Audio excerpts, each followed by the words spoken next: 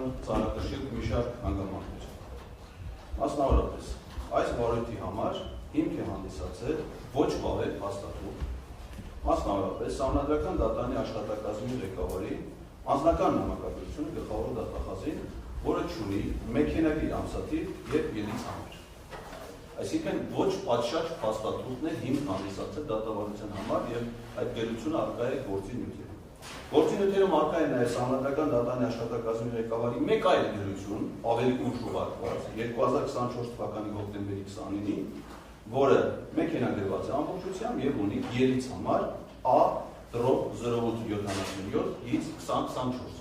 ինչը վկայում է, որ Սահմանադրական դատարանի աշխատակազմում գործավարություն իրականացնելիս պատշաճ գործավարության դեպքում պահպանվում են գործավարության կանոնները պատշաճ նամակագրություն կազմելու համար։ Այս վարույթի հիմք հանդիսացած գերությունը չի համապատասխանում պատշաճ նամակի պահանջներին, ինչը որ քրեական դատավարության օրենսգրքով առաջնային պայմաններից մեկն է հանդիսանում։ Սահմանադրական դատարանի աշխատակազմի ղեկավարությունը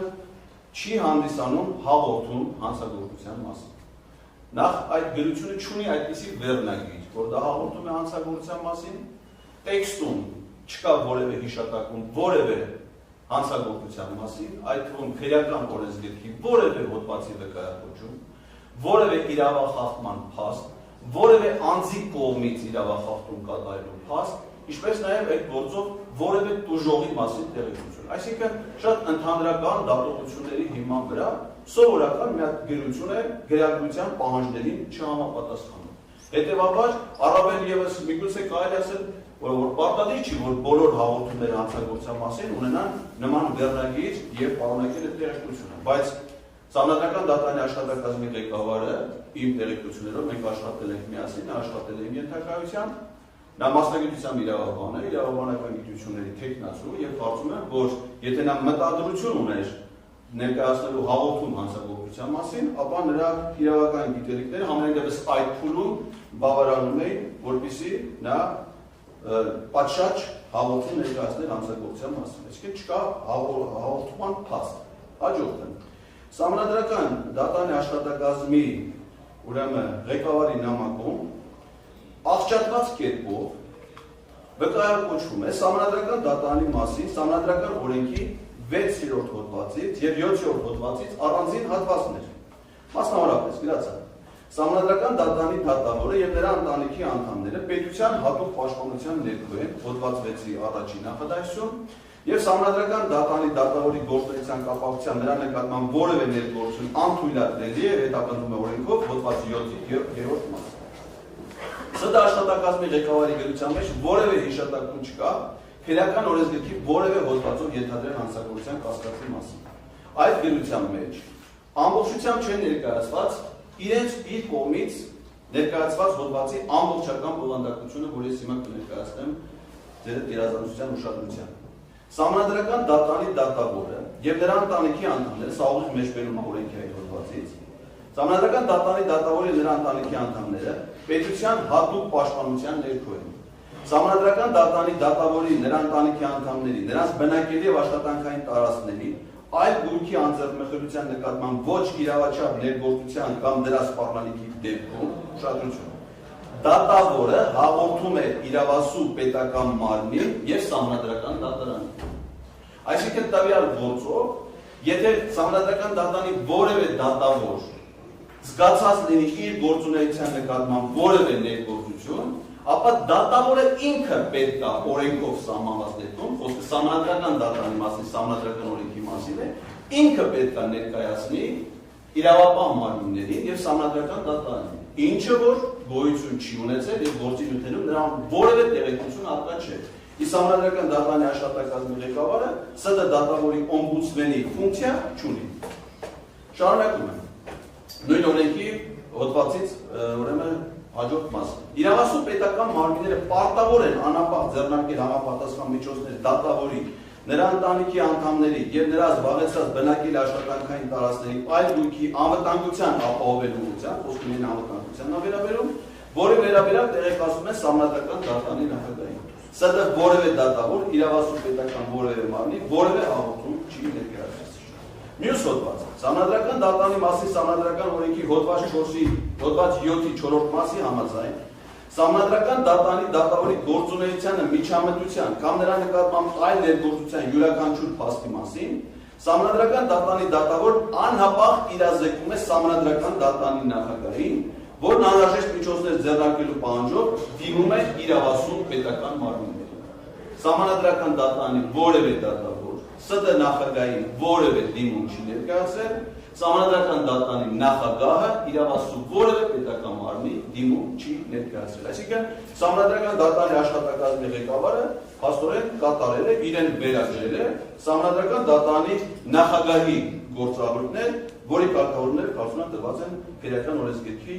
այլ հոդվածներում։ Հիմա դրանք անդրադառնում են։ Սահմանադրական դատանի աշխատակարգը ՍԴ աշխատակազմի ղեկավարի գլխավոր դատախազի նման բովանդակության գրություն հասցեագրելու իրավասություն չի նախատեսում։ Ասած որ Սահմանադրական դատանի աշխատակազմի իրավասությունները հիմնականում կարգավորված են Սահմանադրական դատանի աշխատակարգով եւ այնտեղ հնարավոր չի հանդիպել նման կարգավորում։ ՍԴ աշխատակազմի ղեկավարի վերապահված չեն իրավասություններ զբաղվելու ՍԴ դատավորների իրավունքների պաշտպանության հարցերով, վիճահարույց հարցերով իրավաբան մարմինին պետք է դիմեն ՍԴ դատավորներ, որոնք ի տարբերություն առաջին այսինքն դատաների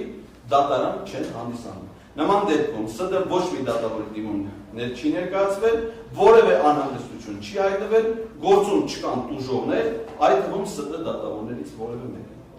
ՍԴ աշխատակազմի ղեկավարի գործողություններում ակնհայտ են քրեական օրենսգրքով սահմանված հետևյալ ենթադրյալ հանցագործության տարրերը, որոնք մեզ մոտ ողջամիտ կասկածներ են առաջացնում նրա գործունեության հետ կապված, ինչի կապակցությամբ կարծում ենք, որ հետագայում կարող են դառնալ քննության առարկա, մասնավորապես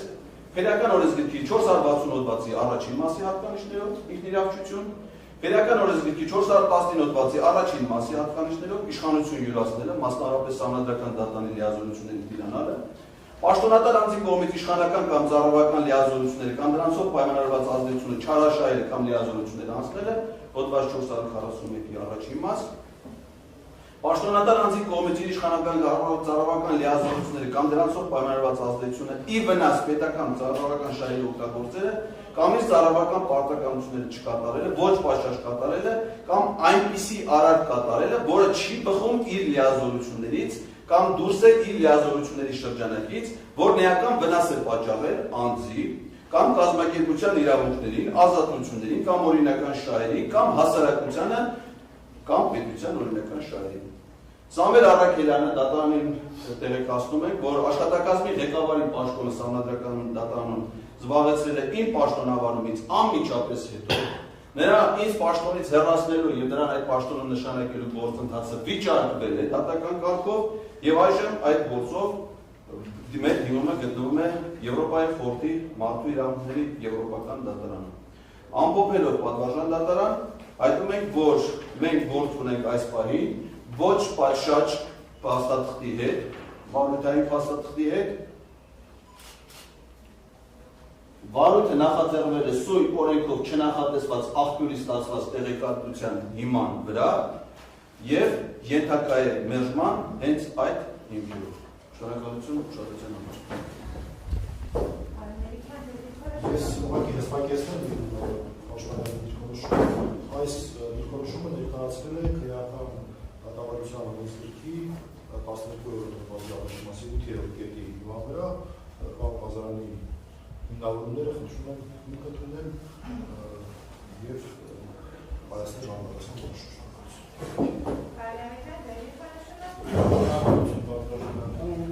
նախ նշեմ, որ իսկ ստանում հեղափոխությունը նշում է, որ Սահմանադրական դատանի մասին օրենքի կարգավորումները մեջբերելով եւ դրանց հարաբերում կարգավորելով, որ դատավորները, այսինքն դրանից բխեցնում է, որ դատավորները իրենք, եթե իրենց իրավունքների խախտումներ են նկատել, կարող են հանցագործության մասին հաղորդում ներկայացնել, այնինչ ինքը չի գտել ոչ միտեղ, որ դատավորները նման հաղորդում ներկայացնեն։